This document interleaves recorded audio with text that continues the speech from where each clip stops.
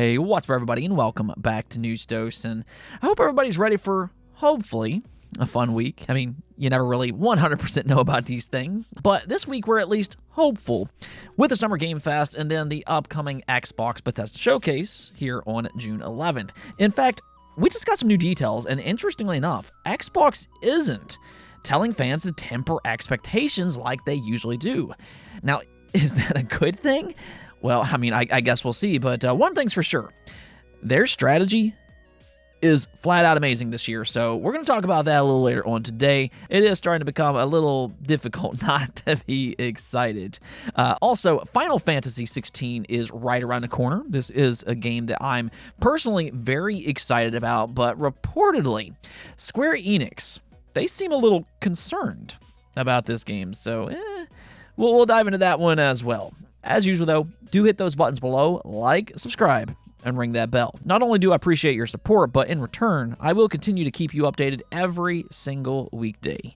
With that said, though, let's just go and jump right into it. Starting off with a game that's quietly fell into the background, being Everwild. Now, if you remember right, Rare and Xbox revealed this beautifully stunning and very mysterious game back in 2019. In fact, it was so mysterious that even Rare themselves reportedly didn't know exactly what they had in this game, and since then we really haven't heard all that much. The last major update that we really got was back in 2021 when Andy Robinson, which has some connections with Rare and now works at Video Game Chronicle, well, he claimed that it had been completely rebooted and is now targeting a 2024 release. He also noted that Greg Mells had taken over the project. So that's actually really interesting stuff for a multitude of reasons. First is, if the release window is in fact 2024, then a full-on re-reveal might not actually be all that far away. More on that here in just a second. I'm just kind of laying the groundwork here because I feel like most people probably don't know about a lot of this. So this is more or less just kind of a refresher here, but the other thing here is that Greg Mells is now the lead. Now, if you don't know who Greg Mells is, he's a longtime legend. He's been working with Rare since 1990. He's been one of their key leads that's worked on some of their best games, including Battletoads, Donkey Kong Country, Banjo Kazooie, Conquer, Cameo, Viva Pinatas, and the list just kind of goes on and on and on. When I say that he's a legend, I mean it. He's been a lead on some of the all-time greats out there, and that was the first real sign that Everwild is heading into the right direction with him taking over. That is a very good sign. But why exactly are we talking about Everwild today? Well, Andy Robinson once again revealed some inside information about this game. You can actually take a look here where he responded to somebody asking about it, in which he said, "Last I heard, it was a bit more Viva Pinata than the survival game the earlier trailers hinted at. The team there will knock it out of the park, I'm certain." So there's your first real bit of information as to what this game is. Now do keep in mind that he doesn't say that it's exactly like Viva Pinata's. Don't go in expecting it to be a clone or anything like that, but it's also not necessarily a survival game either. Now, if you don't know what Viva Pinatas is, though, the best way I can really describe that game is a management farming Pokemon-like game. It's kind of hard to describe, honestly. It's quite unique, but you basically manage a garden and you try to attract all of these different pinata-like creatures by making your garden more appealing to them. I know it sounds odd and everything, but it's also incredibly fun and addictive. It was a great Xbox 360 game, so yeah, I mean, I'm very intrigued as to how Everwild could be similar. Well, again, I mean, if they are in fact targeting a 2024 release as previously claimed, who knows? A re-reveal might actually be closer than what some of us might have realized. Now, I'm not saying that it's going to be at the Xbox Showcase, but I mean, at the same time, I don't know if it's necessarily as impossible as some might have previously thought. Now, we also got some new information for Diablo 4. The other day, while talking about its reviews, I had mentioned that some reviewers knocked it for its story. Not that it's necessarily bad or anything like that, but some mentioned that it felt a little incomplete in certain ways. But that's kind of the thing here, because that's ultimately by design. Diablo 4 is more or less a live service title with years of content planned, and Rod Ferguson has now definitively confirmed at least 2 expansions are currently being worked on. In an interview with Kind of Funny Games, he said this: "Right now, as I sit here, we're about to launch the main game. We're finishing up Season 1, we're working on Season 2, we're working on Expansion 1, we're kicking off Expansion 2. All that's happening right now, and we haven't even launched the game yet.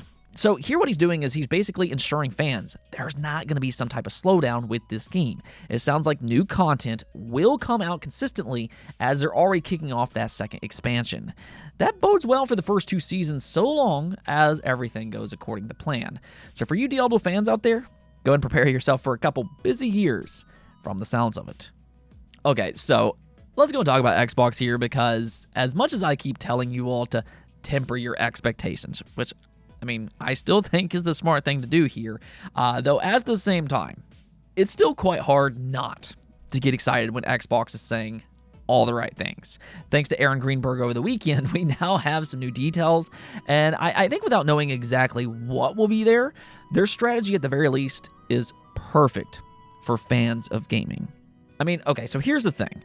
There's so much emphasis and importance put on these showcases every single year, and these companies have had decades to perfect this craft around gamers' expectations. But we so often see this divide between gamers and these companies. Like, why don't these companies understand what we want after decades of showcases? You would think that they would. And I talked about this at the PlayStation Showcase last month, but some of the things that they did was quite frankly tone deaf to what fans actually wanted, because I don't really understand what kind of reaction they thought they were going to get with their announcements for games like Fair Games and Concord. These are a new IP, and all we got was vague CGI trailers that told us basically nothing. Now, vague CGI trailers aren't always bad. I think that they're fine when you reveal a game from a well-established IP, because it lets fans know that they're working on a new entry. The Wolverine trailer, as an example. That worked because, well, it's coming from a well-established IP, and it's also being developed by Insomniac. That's exciting. But these other 2 games, Fair Games and Concord, that was not it. And that type of stuff happens way more often than what it should. Well, it sounds like Xbox is listening to some of that feedback this year, because check out what Aaron Greenberg said over on Twitter. None of our first-party games in the show are full CG trailers. Everything is either in-game footage, in-engine footage, or in-game footage with some cinematics. Each of our trailers will be labeled so it is hopefully clear for our fans. So they're not only being transparent here, but they're giving fans exactly what they want. Not those vague CGI trailers, but actual real footage, and hopefully that means lots of gameplay. It also tells me that they're confident enough to show actual footage. Now, some of it might not necessarily be perfect if they're a little earlier in development. We'll see about all that. But I said this about Phantom Blade Zero at the PlayStation Showcase. You can tell when companies are confident in their product, and that's when they show lengthy segments of their game. And that's what I'm hoping for at the Xbox Showcase, an actual look into their games. Again, not these vague CGI trailers. That is the other big piece of the news here, though. Aaron also confirmed that they're not limiting themselves to just revealing games that are releasing within the next 12 months, like they did last year. Now, I personally view this as a good change.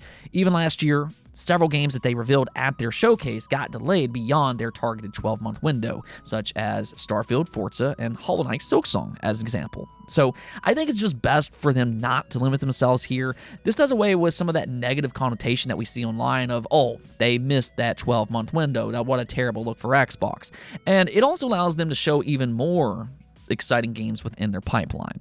And that, for me, is the final piece of the puzzle here. This showcase will roughly be 2 hours long. So that tells me that they have a ton of time to not only make a lot of announcements, but it's also more than enough time to show actual gameplay segments. Oh, and by the way, he did also confirm that there will be no TV or show announcements there, just in case you all are worried about that. And even though I keep saying to temper your expectations, well, Aaron Greenberg actually refused to do that. So I'll just kind of leave you with his response on tempering expectations, in which he said, no plans to tease, temper, or spoil anything. Love seeing all the wild expectations. My advice is to just come in open-minded and enjoy the ride. Appreciate the years of hard work so many teams have put their heart and soul into this year for you all. That, to me, sounds like a person that's pretty confident about what they have to show, and more or less is basically saying, let's just let the chips fall where they may. I mean, I guess we're going to see here soon enough. We're only 6 days away by this point. But hey, let me hear some of your all's predictions in the comments below. Do you have high expectations right now? Or are you still trying to keep them tempered? And also, what games do you think will show up here? Let's hear in those comments. Now, one other unexpected development that emerged over the weekend was for Final Fantasy 16. This right now, personally, is one of my most anticipated games, easily. And from everything that we've seen so far, which, I mean, is a lot by this point, it looks pretty good. I know it's a little bit more action-driven than some Final Fantasy fans want, but for me, Final Fantasy has always reinvented itself with every single entry. So I never really go in expecting it to be formulaic, I guess you could say. But what I am surprised about is that it's now being claimed that Square Enix is quote-unquote panicking a bit about its pre-order numbers. This was stated in a Patreon post by Imran Khan, where he said he had heard recently that Square Enix is panicking slightly over Final Fantasy 16 pre-order numbers, which are tracking behind Final Fantasy 15, even accounting for the lesser number of launching platforms. He did, however, note that actual numbers could end up blowing everybody away and that this was just in regards to its pre-order numbers, but even still, panicking is quite a strong word to use here. That certainly doesn't bode a lot of confidence, if anything else, but I am curious about a few different things here. I mean, the fact that we're just talking about pre-order numbers, let's kind of keep that in mind, and that it's apparently lower than Final Fantasy 15. The first thing that I kind of wonder is, how much does digital play a part here? The reason I say that is because digital is so much bigger in today's landscape compared to when Final Fantasy 15 launched. So I'm kind of curious if that plays a part in slower pre-order numbers. I mean, if you think about it, it's not exactly like you have to pre-order something or else it'll be sold out. Digital does away with that type of frustration. So that's the first thing that kind of occurred to me here. And then for the other, Square Enix, they're a weird company. I mean, they always have too high of expectations when it comes to their AAA games. I remember them being disappointed about the Tomb Raider reboot years and years ago. It sold like 3.5 million copies at launch, which, I mean, most companies would probably be pretty happy about that. But, yeah, not when it comes to Square Enix. They were expecting a lot more. I mean, it still must have sold enough to garner a sequel and everything, but that's my point.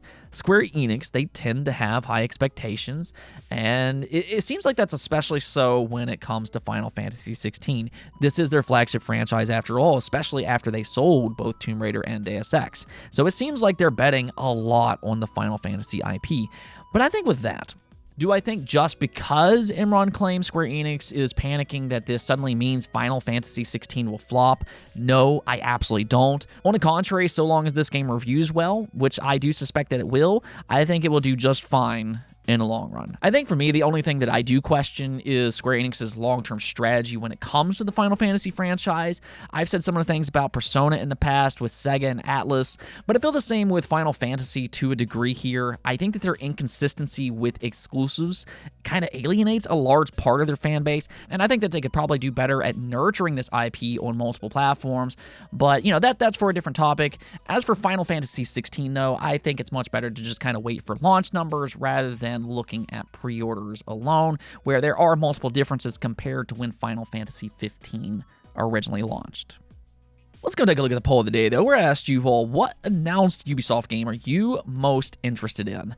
And I'm happy to say here that Splinter Cell Remake won with 40% of the votes. Then Assassin's Creed Mirage took second place with 31%, followed by Avatar at 16%. And apparently 5% of you all are looking forward to Skull and Bones. I do not have high hopes in that game personally, but I do hope it's good for the sake of those that are looking forward to it, as it does look like some of you all are. As for Splinter Cell, though, I'm so happy to see this franchise come back. It's been gone for far too long, and my hope here is that it will have some success and just kind of rejuvenate Ubisoft's confidence to keep this IP going forward. It's kind of strange to think about this, though, but both Metal Gear Solid and Splinter Cell are now returning. The kings of stealth-based gameplay are kind of making a comeback here around the same time frame. But, I mean, it's just so nice to see Ubisoft go back to what made them good in the 2000s. And in my opinion, they were far more creative during that period of time than what we've seen from them over the last decade with their open-world approach. But, I mean, here you can see that there's technically 2 games on this list that shows they're going back to the roots a little bit more with Assassin's Creed Mirage and Splinter Cell. Now we just need to see Rayman and Prince of Persia. Come on, Ubisoft. Let's make it happen. Anyways, though, that's it for this episode. But if you like the video, don't forget to bell notification and subscribe button for more content just like this. Also, if you'd like to support the channel through Patreon, thank you for making this content possible. Peace out.